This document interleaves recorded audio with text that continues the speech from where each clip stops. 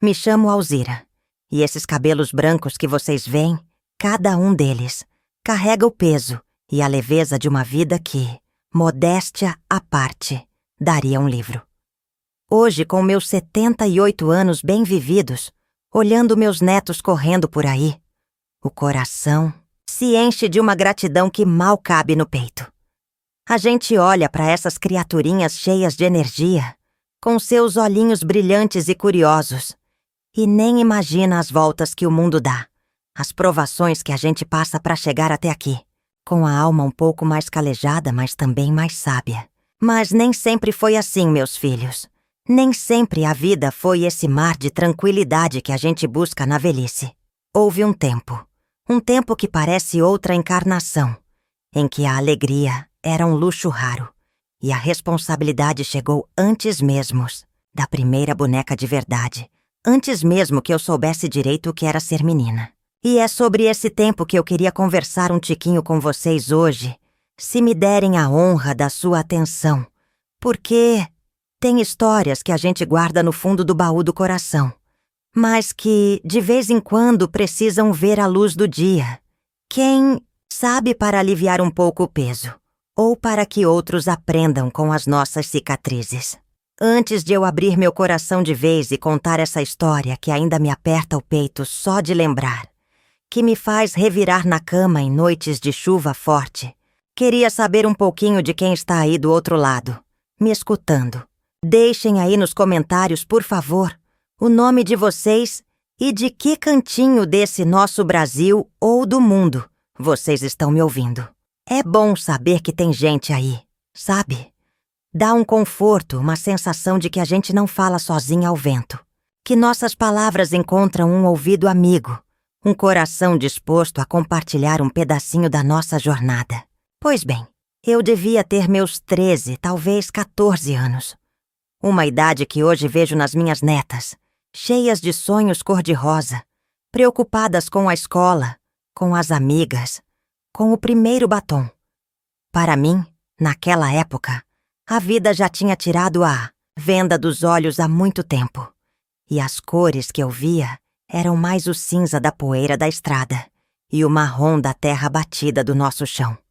Morávamos num casebre simples, quase caindo aos pedaços, lá para as bandas do interior de Minas. Um lugar onde o progresso demorava a chegar e a vida era regida pelo sol e pela chuva, pela colheita escassa e pela fé teimosa de que dias melhores viriam. Éramos 9 irmãos ao todo. Sim, 9. Uma escadinha, como se dizia. Eu era a mais velha das meninas depois do meu irmão João, que já era um rapazinho de seus 16 anos, tentando fazer o papel de homem da casa, desde que nosso pai se foi levado por uma febre ruim, que remédio nenhum curou. João era bom, trabalhador, mas a carga era pesada demais para os ombros dele, para os ombros de qualquer um, na verdade. Mamãe! Ah, mamãe!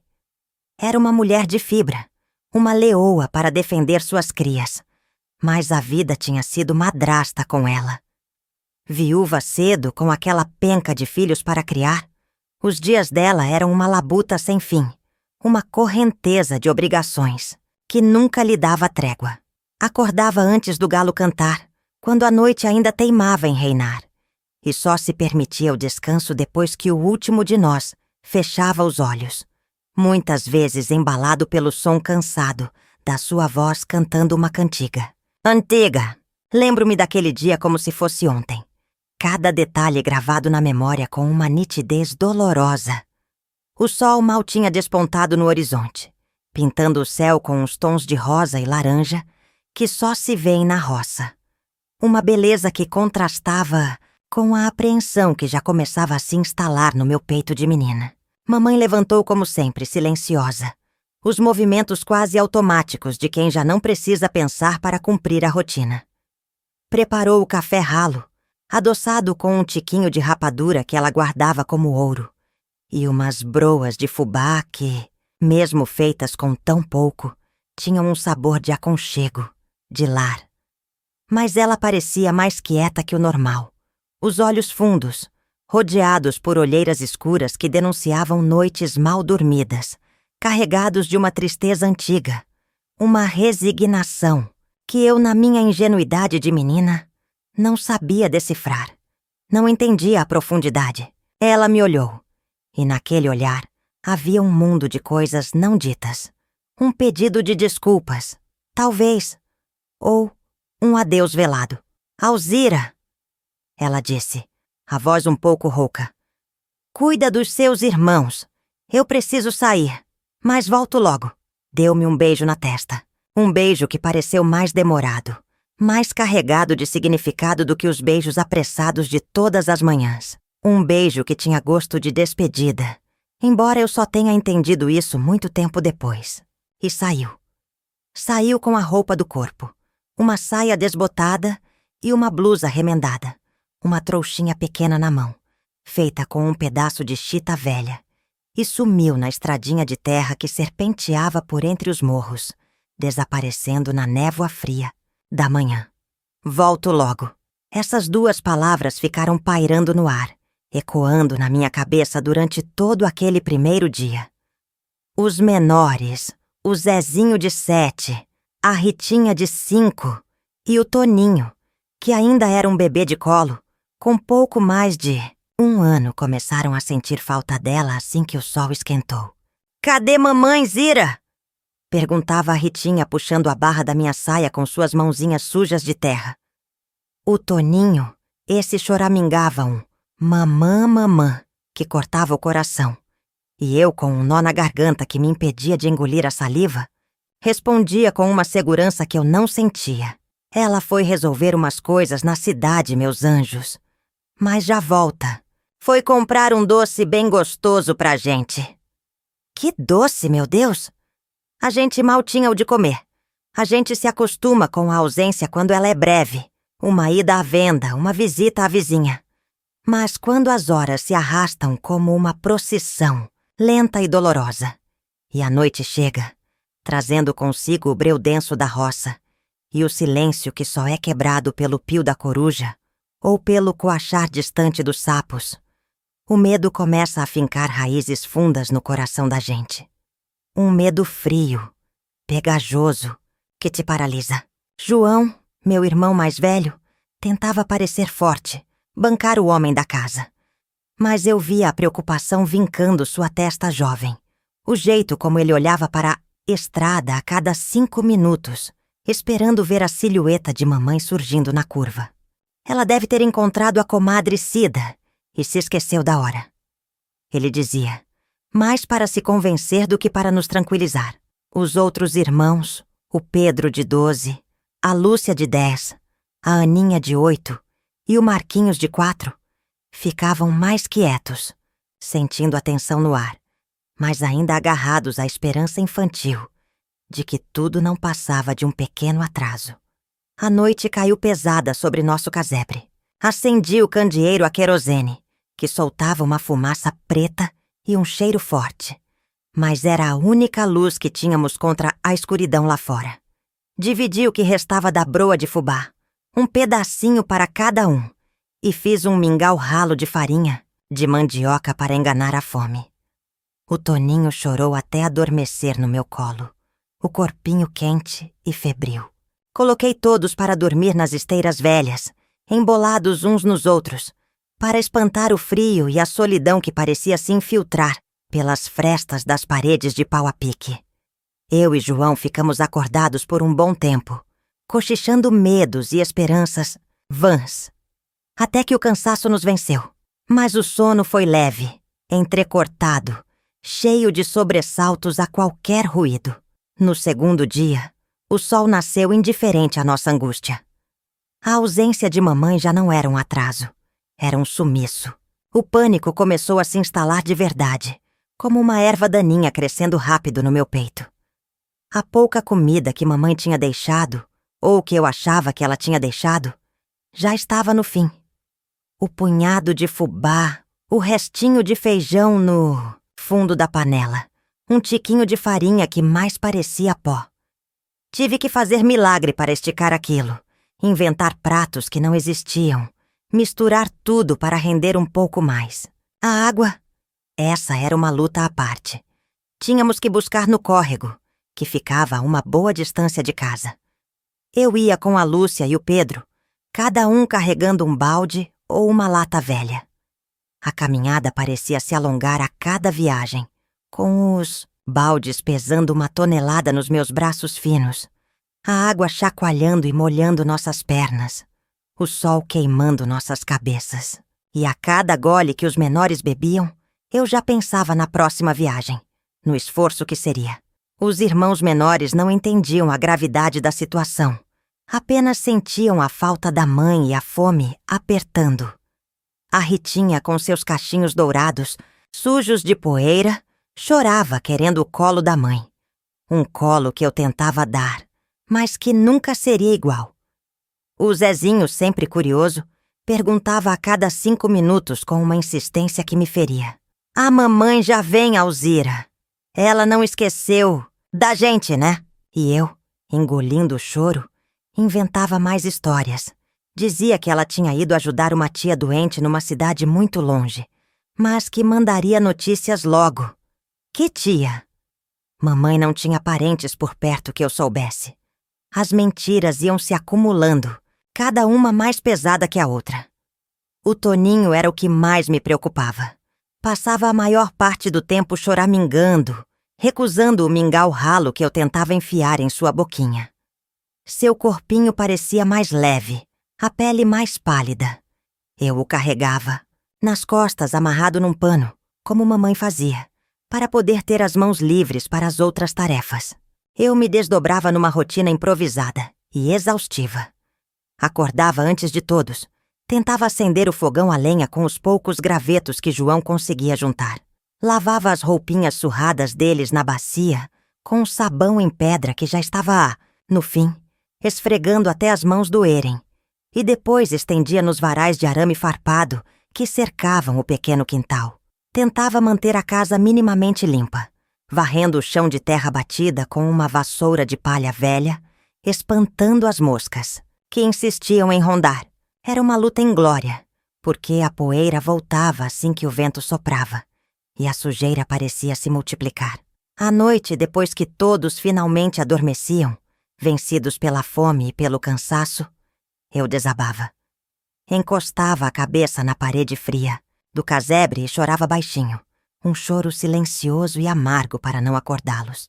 Abraçava o travesseiro de palha, que tinha o cheiro de mofo e de desesperança, e pedia a Deus, com toda a fé que uma menina de 13 anos podia ter, que trouxesse mamãe de volta, que aquilo fosse só um pesadelo ruim, do qual eu acordaria, a qualquer momento. O medo de que algo terrível tivesse acontecido com ela era uma sombra constante que me perseguia. E se ela tivesse caído na estrada e se machucado? Se tivesse sido picada por uma cobra, tão comuns naquelas matas? Ou pior, muito pior, se tivesse nos abandonado de vez, cansada daquela vida de miséria e de tantos filhos para cuidar? Esse último pensamento era como uma faca afiada cravada no meu peito, sangrando devagar. A gente ouvia histórias de mulheres que sumiam, que largavam tudo para trás. Será que mamãe seria uma delas? João fazia o que podia. Saía cedo antes do sol raiar, para tentar algum bico na roça dos vizinhos, capinar um pedaço de terra, carregar alguma coisa, qualquer trocado que pudesse trazer um pouco de farinha ou um naco de rapadura para adoçar a boca dos menores. Voltava quase sempre de mãos vazias, ou com uma moeda tão pequena que mal dava para um punhado de sal. O rosto jovem marcado pela frustração, os ombros curvados pelo peso da responsabilidade e da impotência. Os vizinhos coitados também não tinham muito para dividir. A seca tinha castigado a lavoura de todos, e a pobreza era uma velha conhecida, naquelas redondezas. Alguns, os de coração mais mole, como Dona Mariquinha, uma senhora viúva que morava no alto do morro. Vez ou outra aparecia com um prato de angu quentinho, ou umas bananas nanicas que ela colhia no seu pequeno quintal. Era uma bênção caída do céu, um alívio momentâneo para a fome que nos roía as entranhas, Mas não era suficiente para 9 bocas famintas por muitos dias. A gente agradecia com os olhos cheios d'água. E eu sentia uma mistura de gratidão e vergonha por estar naquela situação. Lembro-me de uma tarde particularmente cinzenta. O céu ameaçando uma chuva que nunca chegava. Apenas aumentava a sensação de abafamento e desolação. O Toninho, o meu bebezinho, não parava de chorar, um instante sequer. Um choro fraco, mas persistente, que me entrava pelos ouvidos e me revirava por dentro. Percebi que ele estava com febre alta, o corpinho mole como uma boneca de pano, a respiração ofegante. O desespero tomou conta de mim de uma forma avassaladora. Não tínhamos remédio, nem um chá de erva que pudesse aliviar. Não tínhamos só dinheiro para chamar o prático da vila, que cobrava os olhos da cara por uma visita. Não tínhamos a quem recorrer. Peguei-o no colo, o corpinho fervendo contra o meu, e comecei a embalá-lo, andando de um lado para o outro naquela sala pequena e escura. Cantei as cantigas que mamãe cantava, aquelas que falavam de boi da cara preta e de anjos da guarda. Boi, boi, boi, boi da cara preta, pega essa menina que tem medo de careta.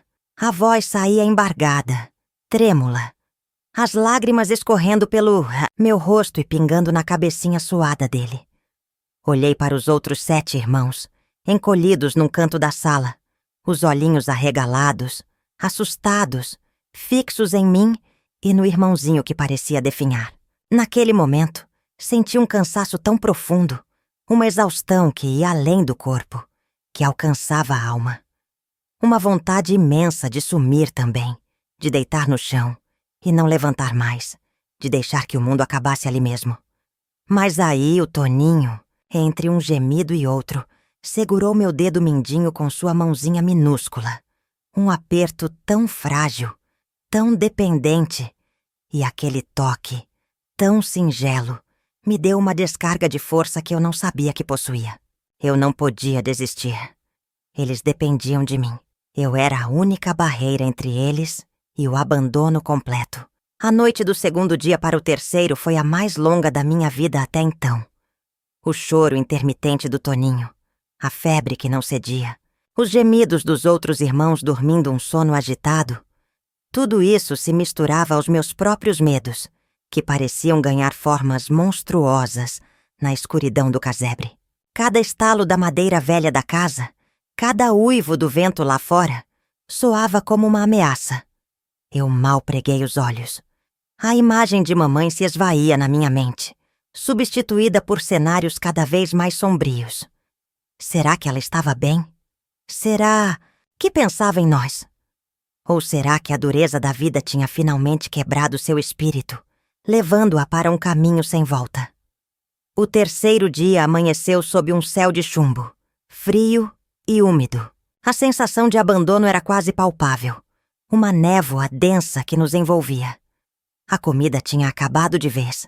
Raspei a panela de feijão com a ponta da faca, juntando os últimos grãos ressecados.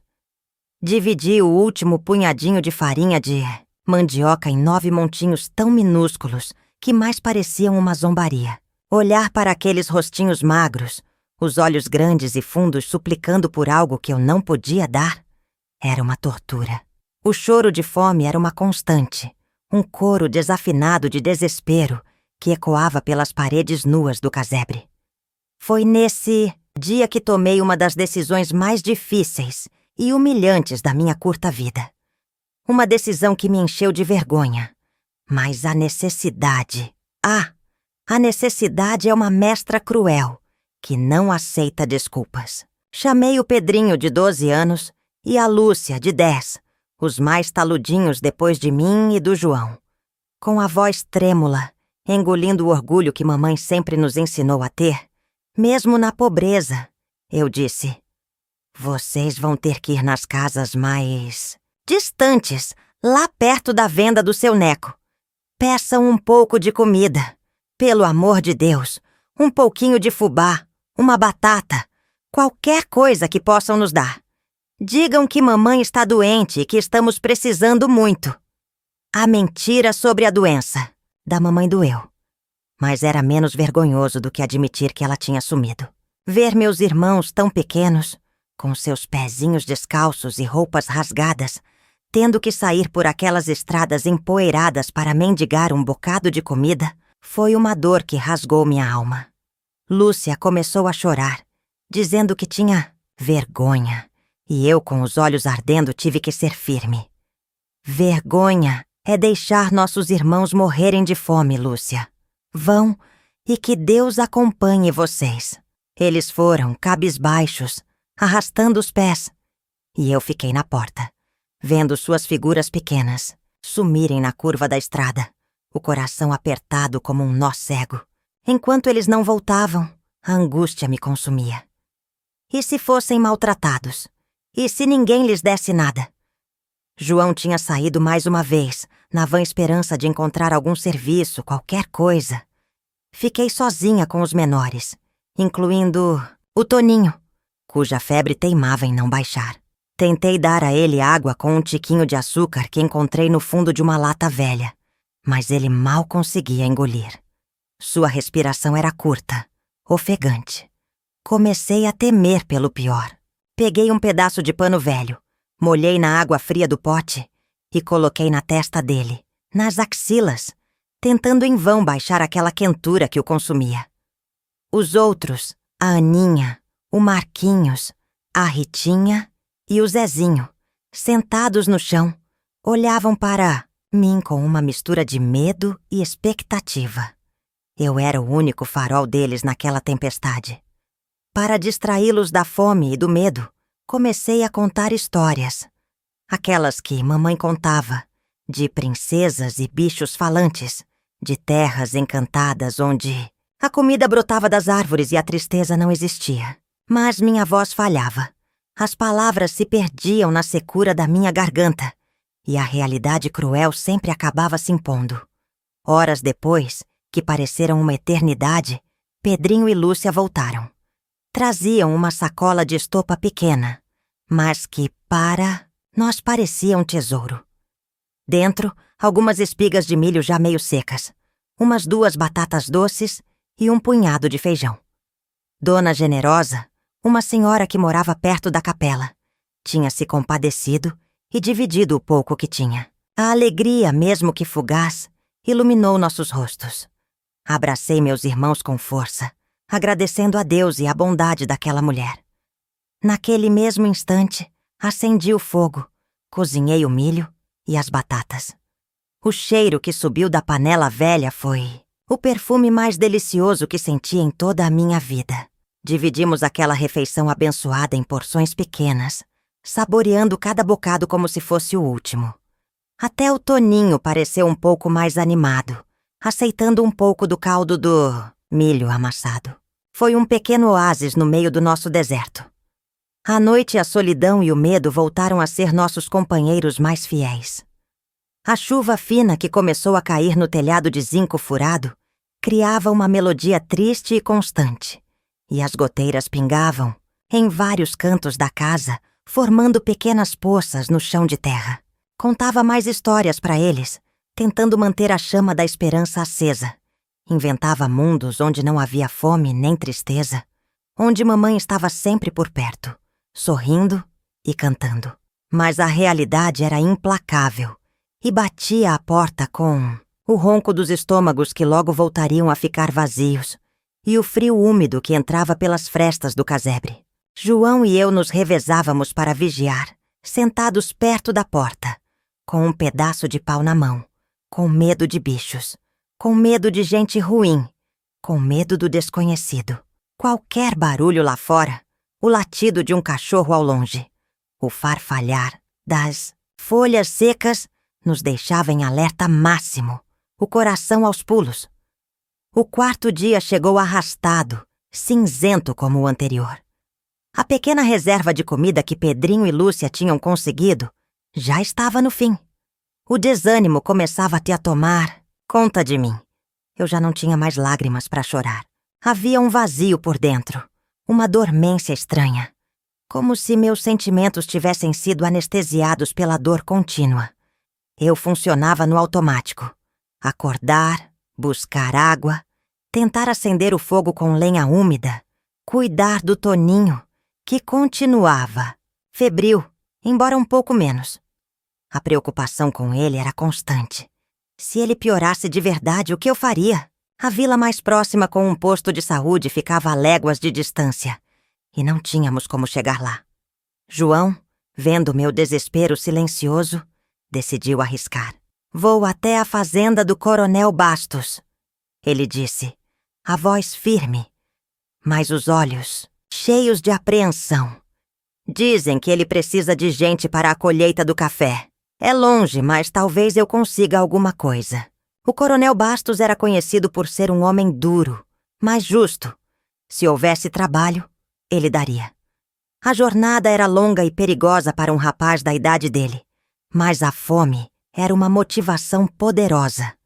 Ele partiu antes do sol nascer, levando um pedaço de broa amanhecida que Dona Mariquinha tinha nos dado no dia anterior. Fiquei sozinha novamente com a responsabilidade dos 8. O dia se arrastou lentamente. Para poupar o pouco que restava, fiz apenas uma refeição para eles no meio da tarde. Um mingau ralo de fubá com os últimos grãos de feijão que tínhamos. Enquanto eles comiam em silêncio, os olhinhos fixos no prato como se temessem que a comida desaparecesse, eu me peguei olhando para a estrada, rezando para que João voltasse logo, e com boas notícias. Lembrei-me de mamãe, da sua força, da sua teimosia. Onde ela estaria? Por que não voltava? Será que ela não imaginava o nosso sofrimento? A raiva começou a se misturar com a tristeza e o medo. Raiva dela, por ter nos deixado naquela situação. Raiva da vida, por ser tão cruel conosco. Mas a raiva logo se dissipava, dando lugar a uma saudade imensa, uma vontade louca de sentir seu abraço, seu cheiro, de ouvir sua voz. Mesmo que fosse para nos dar uma bronca. Naquele dia, decidi fazer algo que nunca tinha feito antes. Fui ao pequeno altar que mamãe mantinha num canto da sala, com uma imagem desbotada de Nossa Senhora Aparecida, umas flores de plástico empoeiradas e um coto de vela que ela acendia em dias de aflição. Ajoelhei-me ali no chão frio e irregular, e rezei com uma fé que vinha do fundo da alma, uma fé desesperada, de quem não tem mais a quem recorrer. Minha Nossa Senhora Aparecida, padroeira do Brasil. Comecei a voz embargada. Olha por nós, mãezinha do céu. Traga minha mãe de volta. Mostra pra ela o caminho de casa. Cuida do meu irmãozinho Toninho. Não deixa ele piorar. Dá força pro meu irmão João encontrar um trabalho. A gente não aguenta mais, minha santa. Se a senhora não nos ajudar, não sei o que vai ser de nós. As lágrimas que eu pensei terem secado voltaram a rolar pelo meu rosto, quentes e salgadas, pingando nas minhas mãos unidas em súplica. Fiquei ali por um bom tempo, derramando minhas angústias aos pés da santa, buscando um consolo que parecia inalcançável. A tarde ia caindo, trazendo consigo a melancolia do crepúsculo. Os menores, cansados e famintos, começaram a choramingar novamente. Eu estava exausta, física e emocionalmente. Sentei-me na soleira da porta, olhando para o nada, sentindo o peso do mundo sobre meus ombros infantis. Foi então, quando o último fio de esperança parecia ter se rompido, que ouvi um barulho familiar vindo da porteira. Não o arrastar de chinelos de mamãe, mas o trote cansado de um cavalo e a voz de João chamando meu nome. Corri ao seu encontro, o coração aos pulos, uma mistura de medo e expectativa. Ele desceu do cavalo velho que pertencia à fazenda, o rosto sujo de poeira e suor, mas com um brilho nos olhos que eu não via há dias. Em suas mãos, uma sacola maior do que as que Pedrinho e Lúcia tinham trazido. "Consegui, Alzira!" Ele disse, a voz rouca de cansaço, mas vibrante de alegria. "O coronel me deu um adiantamento e mandou isso pra gente." Abri a sacola e meus olhos se encheram d'água. Havia fubá, feijão, arroz, um pedaço de toucinho e até mesmo um pouco de café e açúcar. Um banquete. João contou que tinha trabalhado o dia inteiro na capina, sob um sol escaldante, mas que o esforço tinha valido a pena. O coronel, apesar da fama de bravo, tinha se compadecido da nossa situação e prometido mais trabalho para os próximos dias. Naquela noite, pela primeira vez em muitos dias, houve um cheiro bom de comida de verdade em nossa casa. Preparei um feijão tropeiro com o toucinho, um arroz soltinho e um angu de fubá cremoso. O Toninho, como que por milagre, pareceu mais disposto e comeu um pouco da papa de fubá que fiz especialmente para ele. A febre tinha diminuído um pouco. Vê-los comer com tanto gosto, os olhinhos brilhando, foi a maior recompensa que eu poderia ter. Depois do jantar, sentamos todos ao redor do fogão a lenha, que agora crepitava alegremente. E João contou sobre seu dia na fazenda, sobre os outros peões, sobre os cavalos. Por um momento quase esquecemos da ausência de mamãe, da incerteza que ainda pairava sobre nós. Mas a sombra dela estava sempre lá, presente em nossos pensamentos, em nossas conversas veladas. Onde estaria nossa mãe? O quinto dia amanheceu com um sol tímido, mas que trazia consigo um sopro de esperança renovada. Tínhamos comida na despensa improvisada. O Toninho parecia um pouco melhor. E João sairia novamente para trabalhar na fazenda do coronel. Eu me sentia menos sobrecarregada, embora a preocupação com mamãe ainda fosse uma constante em meu coração. Passei a manhã cuidando dos afazeres domésticos com um pouco mais de ânimo. Lavei as roupas, arrumei a casa, fiz um curativo no joelho ralado do Marquinhos, que tinha caído enquanto brincava no terreiro. Os irmãos, com a barriga menos vazia, estavam mais dispostos. Até arriscaram umas brincadeiras de pega-pega, embora o riso ainda fosse contido, receoso. A tarde ia se arrastando, e com ela aquela ansiedade pelo retorno de João. E no fundo do meu ser, uma fagulha de esperança, quase irracional, de que mamãe pudesse voltar também.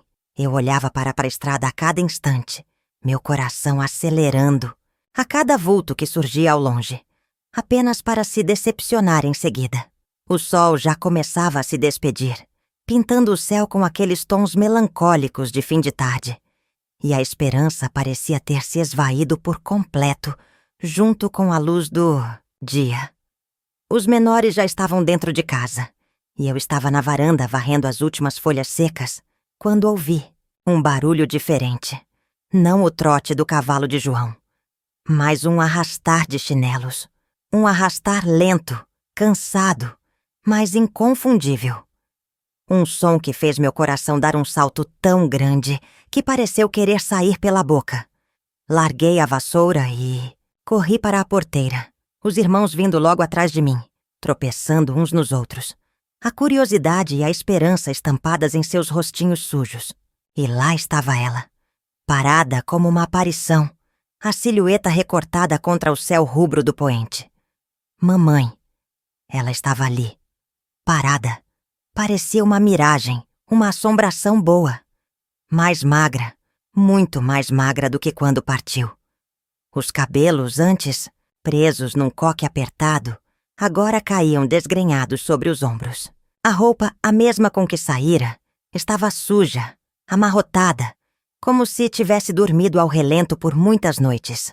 Os olhos... os olhos estavam fundos, cercados por olheiras que pareciam ter sido cavadas por uma dor imensa, mas ao mesmo tempo havia um brilho neles. Um brilho que misturava alívio, vergonha, cansaço e um amor que parecia transbordar. Ficamos todos paralisados por um instante, como se tivéssemos visto um fantasma. Ninguém ousava se mover. Ninguém ousava falar. O silêncio só era quebrado pelo canto distante de um grilo e pelas batidas descompassadas do meu próprio coração. Foi a Ritinha, a pequena Ritinha de 5 anos, quem quebrou o encanto. "Mamãe!" E ela gritou, a vozinha aguda rasgando o silêncio, e correu em direção a ela, as perninhas finas mal tocando o chão. E então, como se uma represa tivesse se rompido, todos nós corremos. Corremos como se nossas vidas dependessem daquilo. Mamãe não disse uma palavra. Apenas abriu os braços e nós, todos nós, os 9, nos atiramos naqueles braços como se fossem o único porto seguro do mundo. O único lugar onde a fome, o medo e a solidão não poderiam nos alcançar. Foi um choro coletivo, um choro alto, desesperado, um choro de alívio, de medo que se esvaía, de perguntas que não precisavam ser feitas naquele momento, de uma saudade que tinha doído como uma ferida aberta por 5 longos dias e 5 noites intermináveis. O Toninho, que estava no meu colo, debateu-se até conseguir se agarrar ao pescoço dela, o rostinho sujo de lágrimas enterrado em seus cabelos, e não largou mais. Eu também chorei. Chorei como nunca tinha chorado antes, sentindo o cheiro familiar de mamãe, um misto de suor, poeira e um leve perfume de mato que sempre a acompanhava. Aquele abraço desajeitado com tantos corpos pequenos se acotovelando para conseguir um pedacinho da mãe foi o momento mais precioso e doloroso da minha vida até então. Quando finalmente os soluços diminuíram um pouco, mamãe nos afastou, gentilmente um por um, e olhou para cada um de nós, os olhos percorrendo nossos rostos magros, nossas roupas sujas, nossos pés descalços. Vi uma dor imensa em seu olhar, uma culpa que parecia esmagá-la, mas ela não chorou. Engoliu em seco algumas vezes, como se as palavras estivessem presas na garganta. Foi João, que tinha chegado da fazenda do coronel pouco antes e testemunhara a cena em silêncio, quem se aproximou dela com cautela. "Mãe, a senhora está bem?" Ele perguntou a voz rouca. Mamãe apenas assentiu com a cabeça, ainda sem conseguir falar. Olhou para mim, e naquele olhar havia um pedido mudo de perdão. Um reconhecimento do fardo que eu tinha carregado. Eu apenas balancei a cabeça, tentando transmitir que estava tudo bem, embora soubesse que nada mais seria como antes. Entramos todos em casa, um cortejo silencioso e exausto. Mamãe sentou-se no único tamborete que tínhamos, e os menores se agarraram às suas pernas, como se temessem que ela desaparecesse novamente. Naquela noite, preparei o jantar com as coisas que João tinha trazido. Mamãe comeu pouco, quase nada. Apenas observava a gente comer, os olhos perdidos, como se estivesse muito longe dali. Depois que os menores adormeceram, exaustos pela emoção e pelo cansaço acumulado, ela finalmente falou. Contou, em frases curtas, entrecortadas por longos silêncios, que tinha ido até uma cidade vizinha, tentar encontrar um antigo patrão do nosso pai, na esperança de conseguir algum dinheiro emprestado ou um trabalho fixo. Disse que a viagem tinha sido mais longa e difícil do que imaginara, que tinha dormido na estrada, passado fome, sido humilhada. Não conseguiu o que queria, e que a saudade e a preocupação conosco a tinham feito voltar, mesmo de mãos vazias, mesmo sem saber como nos encararia. Eu ouvi tudo em silêncio, o coração dividido entre a compaixão pela sua jornada sofrida e uma ponta de ressentimento pela angústia que ela nos causara. Mas, olhando para aquela mulher quebrada, tão diferente da mãe forte que eu conhecia, o ressentimento se desfez, dando lugar a uma compreensão dolorosa. Ela também era uma vítima daquela vida miserável, uma prisioneira das circunstâncias. Mamãe nunca mais tocou no assunto do seu sumiço com muitos detalhes. E nós também não perguntamos. Havia um acordo tácito de que aquela ferida deveria ser deixada em paz, para que pudesse cicatrizar, mesmo que a marca ficasse para sempre. A vida não ficou fácil depois daquilo, não se enganem. Continuamos pobres, lutando dia após dia pela sobrevivência. A fome ainda rondava nossa porta. O trabalho continuava escasso. As dificuldades eram nossas companheiras constantes. Mas algo fundamental havia mudado em mim. Aqueles 5 dias em que fui a mãe dos meus irmãos me transformaram de uma maneira irreversível.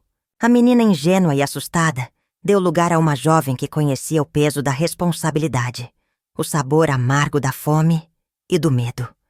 mas também a força imensa da união entre irmãos e a resiliência que a gente nem sabe que tem até ser testado. Ao extremo, eu aprendi a ser mãe antes mesmo de ser mulher. Aprendi a engolir o choro para dar força aos outros.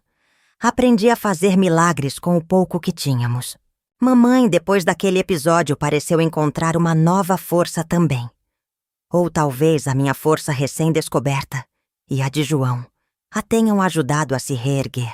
Ela voltou a lutar, a buscar sustento para nós com unhas e dentes. Mas agora havia uma cumplicidade diferente entre nós. Um entendimento silencioso. Ela sabia que podia contar comigo. E eu sabia que, apesar de todas as suas falhas e fraquezas, ela era nossa mãe, nosso alicerce. Mesmo que, às vezes, esse alicerce parecesse prestes a desabar sob o peso da vida. Continuamos cuidando uns dos outros, João e eu, assumindo cada vez mais responsabilidades. Mas agora éramos um time, uma família, unida pela dor e pela esperança. Os anos foram passando, como a água do córrego que corre sem parar. Os irmãos foram crescendo, tomando seus rumos. Alguns, como o Pedro e a Lúcia, foram para a cidade grande tentar a vida assim que tiveram idade, buscando oportunidades que a roça não oferecia.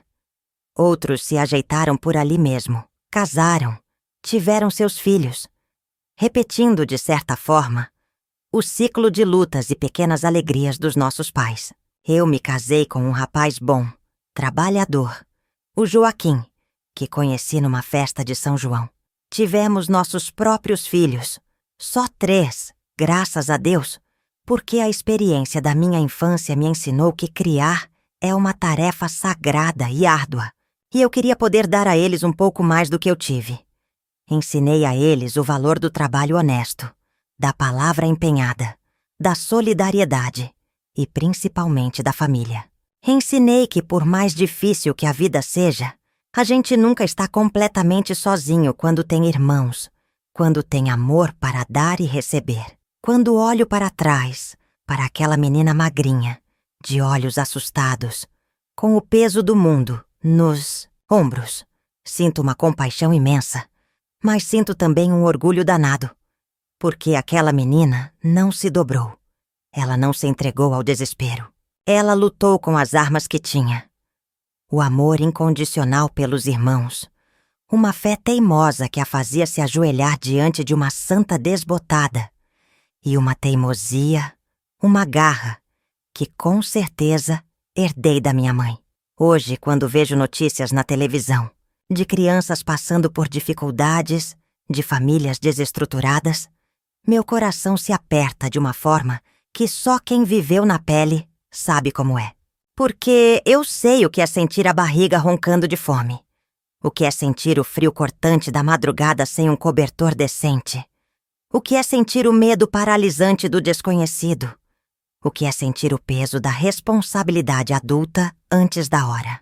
Mas sei também, por experiência própria, que dentro de cada criança, mesmo daquelas que parecem mais frágeis, existe uma força surpreendente, uma capacidade de adaptação e de amor que pode mover montanhas, que pode transformar a dor em aprendizado. Aquela experiência, por mais dolorosa e traumática que tenha sido, moldou a mulher que sou hoje. Ensinou-me a valorizar as pequenas coisas da vida, aquelas que a gente só dá importância quando perde. Um prato de comida quente na mesa, um abraço apertado de quem a gente ama, a segurança de um teto sobre a cabeça, a simples presença daqueles que amamos. Ensinou-me que a verdadeira riqueza não está nos bens materiais que acumulamos, mas nos laços que construímos, na capacidade de cuidar e ser cuidado, na solidariedade que estendemos ao próximo. Ensinou-me, acima de tudo, o significado da palavra resiliência, essa capacidade de cair e levantar, de vergar sem quebrar, de encontrar luz mesmo na mais profunda escuridão. Minha mãe, coitada, não viveu muitos anos depois daquilo. A vida dura cobrou seu preço. Ela se foi ainda jovem, levada por uma pneumonia que os chás caseiros não conseguiram curar. Mas ela se foi em paz, cercada pelos filhos, sabendo que tínhamos aprendido a nos virar, que éramos fortes. E eu, mesmo com toda a tristeza da perda, senti que, de alguma forma, ela tinha cumprido sua missão, nos deixando o legado da luta e da perseverança. E é por isso que eu quis compartilhar essa história com vocês, meus amigos que me escutam. Não para despertar pena, de jeito nenhum, porque a pena não constrói nada. Mas para mostrar que, mesmo nas maiores adversidades, mesmo quando tudo parece perdido, a gente encontra força onde nem imagina que ela existe. E que o amor, o amor de mãe, de irmã, de família, mesmo que imperfeito, mesmo que falho, aí, vezes, esse sim, é capaz de fazer milagres. Mesmo quando a gente acha que ele sumiu por uns dias, ele sempre encontra um jeito de voltar, de nos aquecer, de nos dar um motivo para continuar. E a gente aprende que cuidar um do outro é o maior tesouro que se pode ter. Obrigada por me ouvirem, meus queridos.